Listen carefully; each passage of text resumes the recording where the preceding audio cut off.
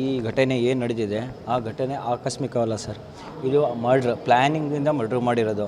ಯಾಕಂದರೆ ಸುಮಾರು ಮದುವೆಯಾಗಿ 14 ವರ್ಷ ಆಗಿದೆ. 14 ವರ್ಷದಿಂದ ಆ ಹುಡುಗಿಗೆ ಕಿರ್ಕಳ ಇತ್ತು. ಅವರು ಅಣ್ಣ ತಮ್ಮಿದ್ರು ಎಲ್ಲರೂ ಪದೇ ಪದೇ ಹೋಗ್ಬಿಟ್ಟು ಬುದ್ಧಿವಾದ ಹೇಳ್ತಿದ್ರು, ಮತ್ತು ಜಮಾತಿಯವರು ಬುದ್ಧಿವಾದ ಹೇಳ್ತಿದ್ರು ಆ ಹುಡುಗನಿಗೆ ಮತ್ತು ಆ ಹುಡುಗನ ಕಡೆಯವ್ರಿಗೆ.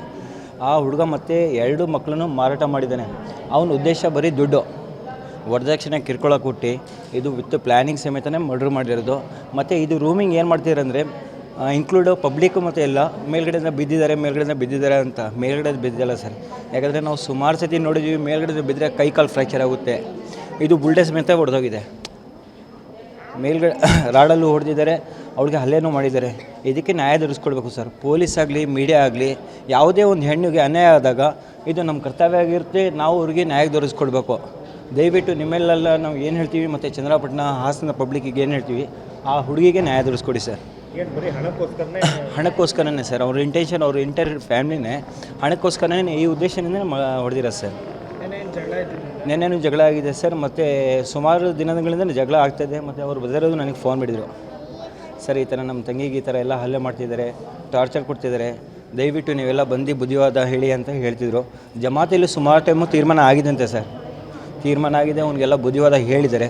ಹಾಗಿದ್ರೂ ಈ ಹಲ್ಲೆ ಮಾಡಿದ್ದಾರೆ. ನಾವು ಪೊಲೀಸಲ್ಲೂ ಮತ್ತು ವರಿಷ್ಠ ಅಧಿಕಾರಿಗಳನ್ನು ಕನ್ವಿನ್ಸ್ ಮಾಡೋದು ಏನಂದರೆ ದಯವಿಟ್ಟು ಆದಷ್ಟು ಬೇಗ ಆ ಹುಡುಗನಿಗೆ ಅರೆಸ್ಟ್ ಮಾಡಿ ಅವ್ರಿಗೆ ಆ ಹುಡುಗಿಗೆ ನ್ಯಾಯ ದೊರಕಿಸ್ಕೊಡಿ ಅಂತ ನಾನು ಹೇಳೋಕ್ಕೆ ಇಷ್ಟಪಡ್ತೀನಿ ಸರ್. ಇಲ್ಲ ಸರ್, ಮಾಡೋಕ್ಕೆ ಕೊಟ್ಟಿಲ್ಲ ಸರ್. ಅವರು ಹಬ್ಬನೇ ಮಾಡೋಕ್ಕೆ ಕೊಟ್ಟಿಲ್ಲ. ಹಬ್ಬದ ದಿನ ಎಲ್ಲ ಸರ್ ಸಂತೋಷವಾಗಿರ್ತೀರ. ಯಾವುದ್ರ ಮನೇಲಿ ಮರ್ಡ್ರ್ ಆಗುತ್ತಾ ಸರ್? ಆಗಲ್ಲ ಸರ್. ಸಂತೋಷ ದಿನದಲ್ಲಿ ಮರ್ಡ್ರ್ ಆಗಲ್ಲ.